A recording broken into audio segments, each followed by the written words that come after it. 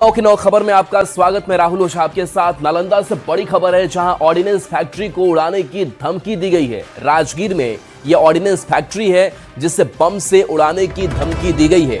Email भेजकर धमकी दी गई है कि ऑर्डिनेंस फैक्ट्री को उड़ा देंगे। जांच में कोई आपत्तिजनक सामान भी नहीं मिला है। मेल आईडी की जांच हो रही है कि मेल आईडी ये किसका है, किसके नाम से है, ये धमकी भेजने वाला कौन है, और ईमेल भेजकर ये धमकी दी गई है। तो बड़ी खबर नालंदा से, जहां ऑर्डिनेंस फैक्ट्री को उड़ाने की धमकी मिली है। हालांकि कुछ जांच की गई है, उसमें कोई आपत्तिजनक सामान ऑर्डिनेंस फैक्ट्री से नहीं मिला है और मेल आईडी की अब जांच हो रही है। तो देखिए, नालंदा से ये बड़ी खबर बता रहे हैं, जहां ऑर्डिनेंस फैक्ट्री को बम से उड़ाने की धमकी दी गई है। राजगीर में ये ऑर्डिनेंस फैक्ट्री, और इस धमकी के बाद से पुलिस अब सजग हो गई है और पुलिस मौके पर पहुंची भी, उस जगह पर पहुंची भी और छानबीन की गई, लेकिन अब तक कोई आपत्तिजनक सामान नहीं मिला है।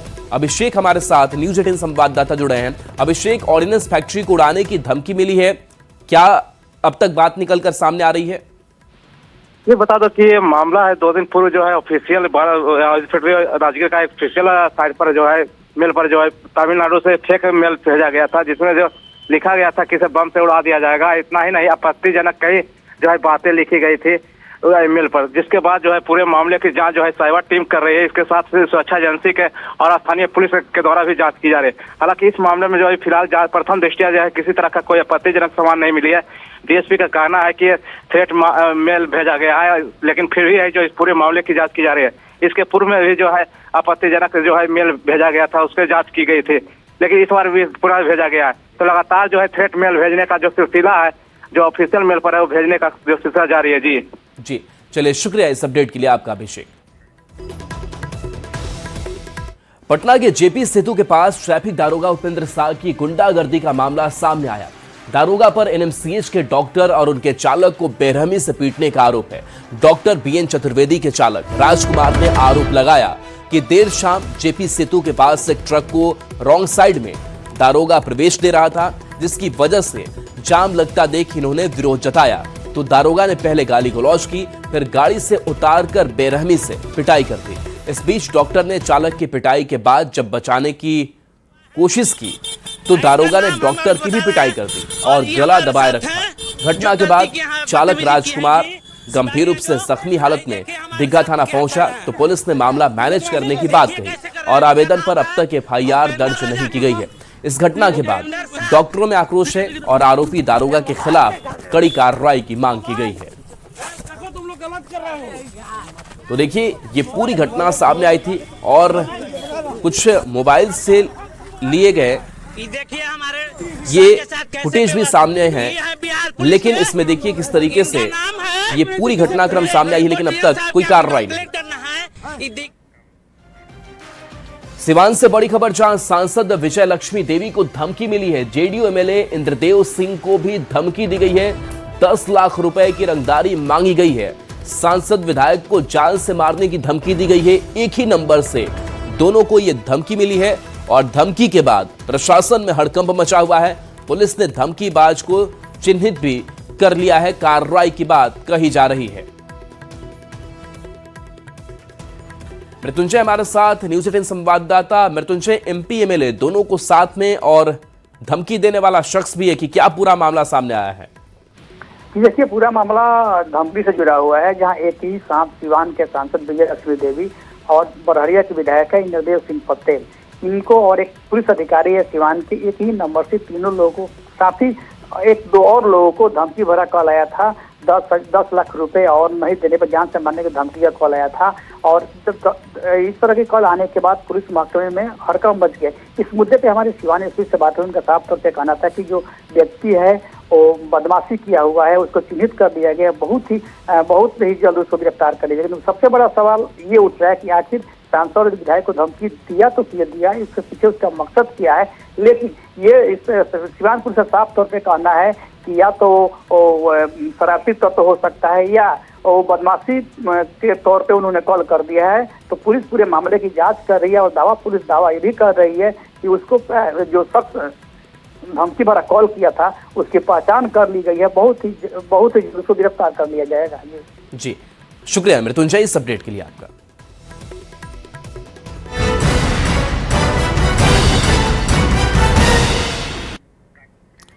प्रधानमंत्री नरेंद्र मोदी आज लोकसभा में वंदे मातरम की 150वीं वर्षगांठ पर बहस की शुरुआत करेंगे, जिससे राष्ट्रीय गीत के बारे में कई महत्वपूर्ण और अज्ञात तथ्यों के सामने आने की उम्मीद है। साथ ही चर्चा के दौरान हंगामे के आसार भी है, क्योंकि प्रधानमंत्री ने पहले ही कांग्रेस पर गीत के छंद हटाने का आरोप लगाया है। बहस के लिए 10 घंटे का समय आवंटित किया गया है। पीएम मोदी बहस की शुरुआत करेंगे, जबकि रक्षा मंत्री राजनाथ सिंह दूसरे वक्ता होंगे। विपक्ष की ओर से राहुल गांधी, के.सी. वेणुगोपाल, मनीष तिवारी समेत कई सांसदों के बहस में हिस्सा लेने की उम्मीद है।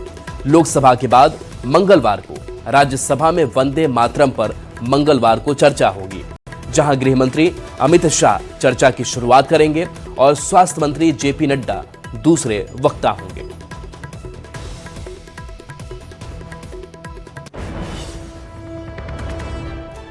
तो आज लोकसभा में वंदे मातरम पर चर्चा होगी और कल राज्यसभा में चर्चा होगी। तो दोपहर 12 बजे प्रधानमंत्री नरेंद्र मोदी इसकी शुरुआत करेंगे और इसके कुछ और भी फैक्ट्स सामने आएंगे, ऐसी उम्मीद है। लोकसभा में 10 घंटे की चर्चा रखी गई है। तो दूसरी तरफ विपक्ष से राहुल गांधी इसमें हिस्सा लेंगे और राजनाथ सिंह समापन भाषण इस चर्चा के बाद देंगे। तो वंदे मातरम गीत के 150 साल पूरे हुए हैं और इसी को लेकर के आज ये बड़ी बहस, बड़ी चर्चा सदन के अंदर, दोनों सदनों के अंदर होनी है, आज लोकसभा में और कल राज्यसभा में। तो बता दें कि आज विपक्ष से राहुल गांधी, के.सी. वेणुगोपाल, मनीष तिवारी समेत कई सांसदों के बहस में हिस्सा लेने की उम्मीद है। और इसके साथ साथ मंगलवार यानी कि कल का दिन जब राज्यसभा में वंदे मातरम पर बहस होगी, चर्चा होगी, जहां गृह मंत्री अमित शाह चर्चा की शुरुआत करेंगे और स्वास्थ्य मंत्री जेपी नड्डा दूसरे वक्ता राज्यसभा के अंदर होंगे। का शीतकालीन सत्र एक ऐतिहासिक बहस का गवाह बनने जा रहा है। राष्ट्रगीत वंदे मातरम पर विशेष चर्चा होगी। सवाल है क्यों और इसका संदेश क्या है? दरअसल इस साल वंदे मातरम की रचना के 150 साल पूरे हो रहे हैं। बंकिम चंद्र चटर्जी ने इसे 1875 में लिखा था और बाद में अपने उपन्यास आनंद मठ में इसे शामिल किया। 1950 में इसे भारत गणराज्य का राष्ट्रगीत घोषित किया गया। स्वतंत्रता संग्राम में यह गीत एक प्रेरणा बना। वंदे मातरम का नारा आजादी की लड़ाई का प्रतीक था। वंदे मातरम होना चाहिए। वंदे मातरम तो आज़ादी दिलाने वालों का एक बहुत प्रिय गीत था और आज़ादी के बाद जो व्यवस्था बनी है उसके हिसाब से राष्ट्रीय गान और राष्ट्रीय गीत ये दोनों ही हमारे लिए बहुत ही आदरणीय है और हम हर पूरी सम्मान के साथ इसको विधानसभा में भी हो रहे हैं और हमें अभी माननीय योगी जी ने भी इसके बारे में काफ़ी कुछ कहा। सरकार का कहना है कि ये चर्चा सिर्फ गीत तक सीमित नहीं होगी, बल्कि भारत की सांस्कृतिक जड़ों, स्वतंत्रता आंदोलन की उस भावना को भी उजागर करेगी जिसने देश को एक सूत्र में बांधा। प्रधानमंत्री नरेंद्र मोदी लोकसभा में 8 दिसंबर को बहस की शुरुआत करेंगे, जबकि राज्यसभा में अमित शाह मोर्चा संभालेंगे। सरकार इसे राष्ट्रीय एकता का प्रतीक बता रही है। विपक्ष का आरोप यह है कि कदम चुनावी सुधारों और एसआईआर जैसे मुद्दों से ध्यान भटकाने की कोशिश है। इस बहस के राजनीतिक मायने भी हैं। बंगाल कनेक्शन को लेकर चर्चा तेज है, क्योंकि वंदे मातरम की जड़ें बंगाल में हैं और अगले साल राज्य में चुनाव होने हैं। बीजेपी सांसद सुधांशु त्रिवेदी ने कहा कि वंदे मातरम के 150 वर्ष पूरे होने पर आज संसद में चर्चा होगी और देश वंदे मातरम के मुद्दे पर पीएम मोदी को सुनने के लिए उत्सुक और उत्साहित है। तो वहीं कांग्रेस नेता सुखदेव भगत ने कहा कि चर्चा सार्थक हो, लेकिन बीजेपी से इसकी उम्मीद नहीं है। मैं यह अपेक्षा करता हूं कि पूर्व में इतिहास में जो गलतियां हुई थी उन्हें छोड़कर दलगत भावना से ऊपर उठकर कट्टरपंथी विचारों और वोटों की परवाह न करते हुए सभी दल सामूहिक रूप से इस वंदे मातरम के 150वें वर्ष पूर्ण होने के इस आयोजन में अपने अपने विचार व्यक्त करें और राष्ट्र के विकास और राष्ट्र की एकता की भावना को और अधिक मजबूत करें। और देखिए, गृह मंत्री अमित शाह ने राहुल गांधी पर बड़ा हमला बोला है। बिहार के बाद बारी बंगाल और तमिलनाडु की है।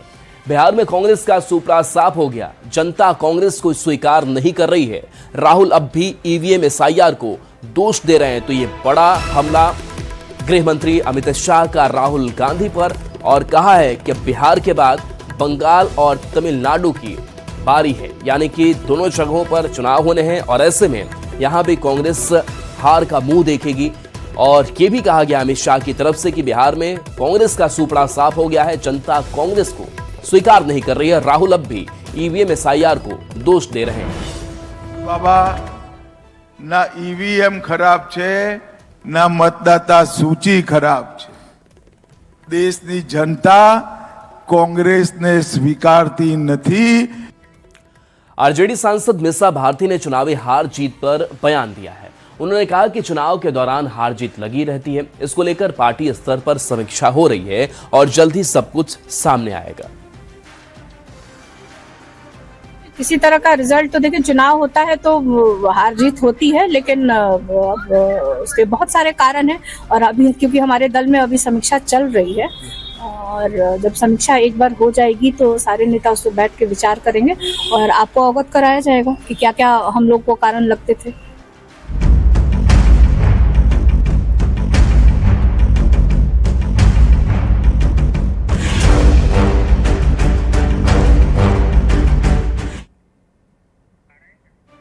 खबर पटना से है, जहां इंडिगो की फ्लाइट कैंसिल होने का सिलसिला आज भी जारी है। पटना एयरपोर्ट पर सुबह से ही इंडिगो काउंटर के बाहर यात्रियों की लाइन लगी हुई है। कुछ यात्री का कहना है कि 3 बार टिकट अपडेट करवा चुके हैं, लेकिन अभी भी समस्या दूर नहीं हुई। तो देखिए, आज भी पटना एयरपोर्ट की तस्वीर जस की तस है, क्योंकि इंडिगो की फ्लाइट्स आज भी रद्द हैं और ऐसे में जो यात्री हैं वो काफी परेशान हैं और वो कह रहे हैं कि हम कई बार टिकट कटा रहे हैं, 3-3 बार टिकट अपडेट करवा रहे हैं, लेकिन इसके बावजूद भी समस्या दूर नहीं होती।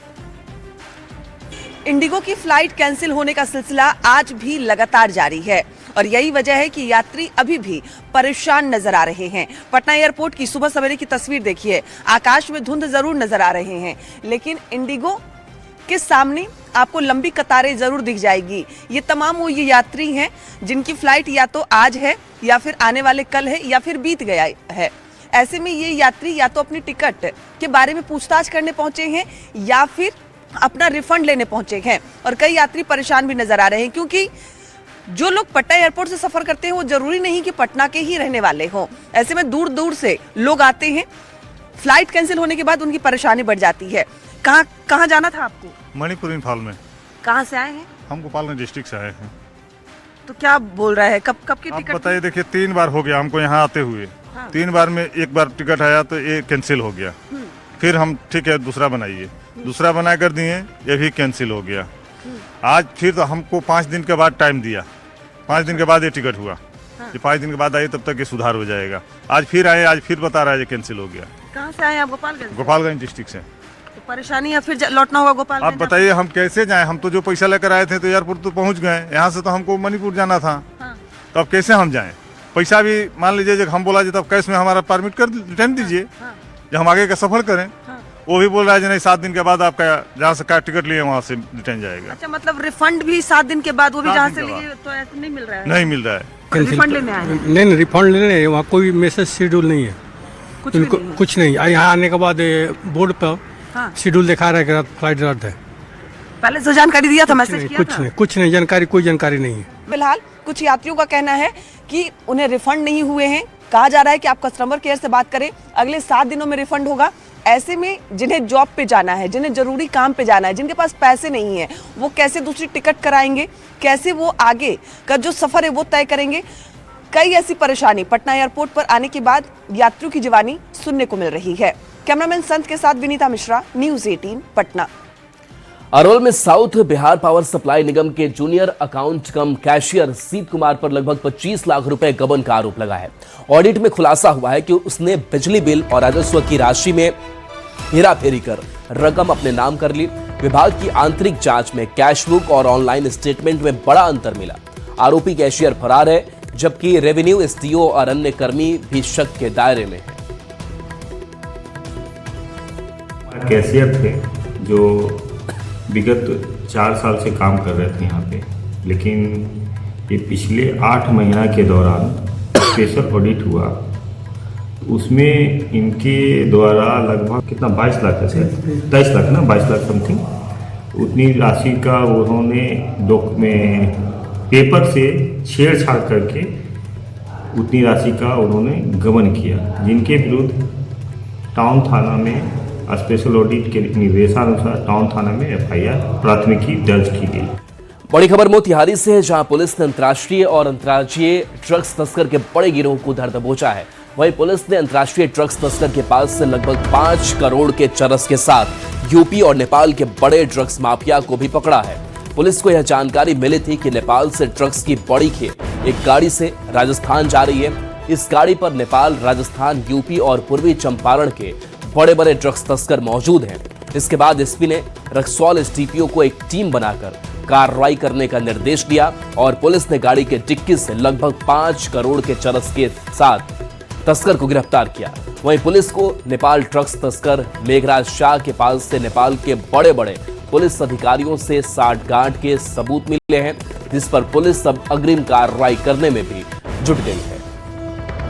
द्वारा कस्टम चौक तथा रक्सौल हरैया थाना अंतर्गत विभिन्न जगह जांच तलाशी किया गया, जिसमें कस्टम चौक के पास संदिग्ध पाते हुए एक थार गाड़ी को चेक किया गया। राजपत्रित पदाधिकारी के समक्ष चेक किए जाने पर थार गाड़ी काले कलर की थार गाड़ी थी, जिसमें 4 व्यक्ति बैठे पाए गए। चारों व्यक्तियों का राजपत्रित पदाधिकारी के समक्ष तलाशी लेने पर कुल 7 किलो चरस बरामद किया गया।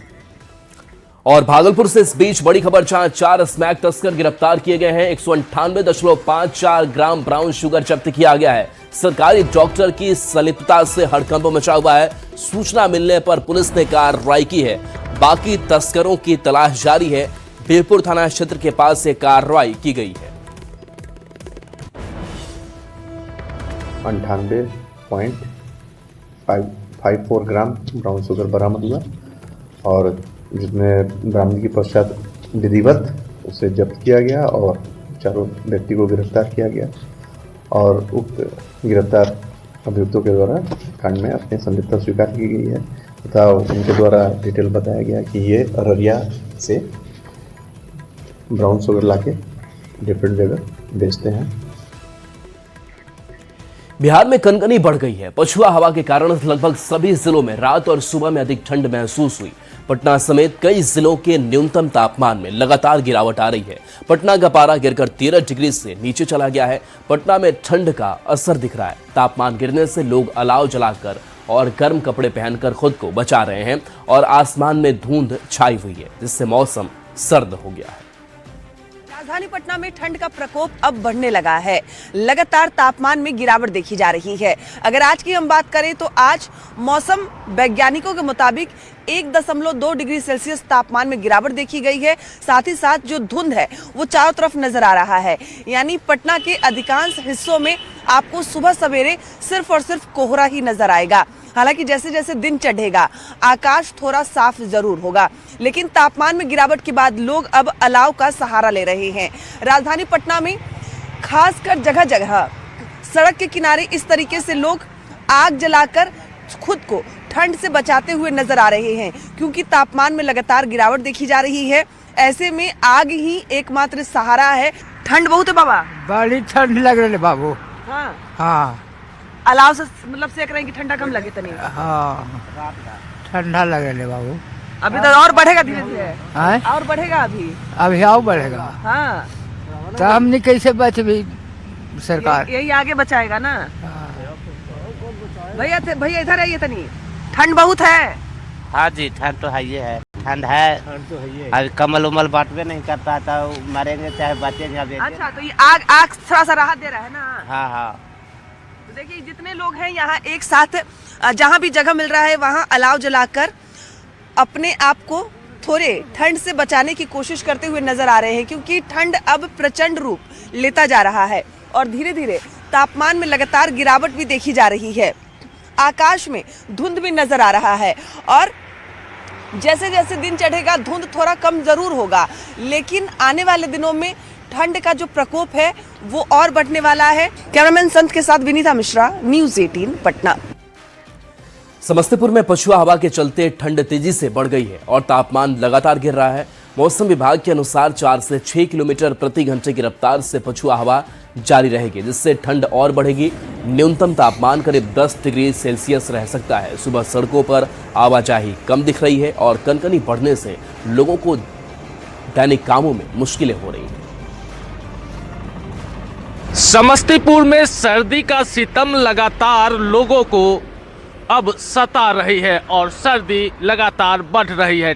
टेम्परेचर की बात करें तो तापमान में लगातार गिरावट आ रही है और सुबह की ये तस्वीर है समस्तीपुर मुसरीघरारी मुख्य मार्ग की, आपको दिखा रहे हैं। यहाँ पे जो आमतौर पर इस वक्त जो आवाजाही थी उसमें काफ़ी कमी आई है और न्यूनतम तापमान में लगातार कमी आई है। आसमान में सूरज तो दिखाई दे रहे हैं, लेकिन सूरज की गर्मी लोगों को महसूस नहीं हो रहा है। चारों तरफ कुहासे के चादर लिपटे हुए हैं और यहाँ पर तापमान की बात करें तो समस्तीपुर में न्यूनतम तापमान 10 डिग्री सेल्सियस रहने की संभावना डॉक्टर राजेंद्र प्रसाद केंद्रीय कृषि विश्वविद्यालय मौसम विभाग के द्वारा बताया गया है। और यहाँ पे लगातार पछुआ हवा जो चल रही है उसके कारण कनकनी बढ़ी है और लोगों को यह कनकनी परेशान कर रहे हैं, खासकर जो मोटरसाइकिल एवं अन्य वाहनों से चलने वाले हैं। रोज़मर्रा के काम पे जो लोग निकलते हैं उन्हें यह कनकनी परेशान करती है, उन्हें वाहन चलाने में दिक्कतें महसूस होती है। और समस्तीपुर में लगातार पछुआ हवा 4 से 6 किलोमीटर प्रति घंटे की रफ्तार से चलेंगे तो आप समझ सकते हैं कि आने वाले वक्त में ठंड और बढ़ेगी और लोगों की परेशानी ठंड के कारण बढ़ने वाली है। Mukesh Kumar, news 18 network, Samastipur. और चलिए न्यूज़ 18 बिहार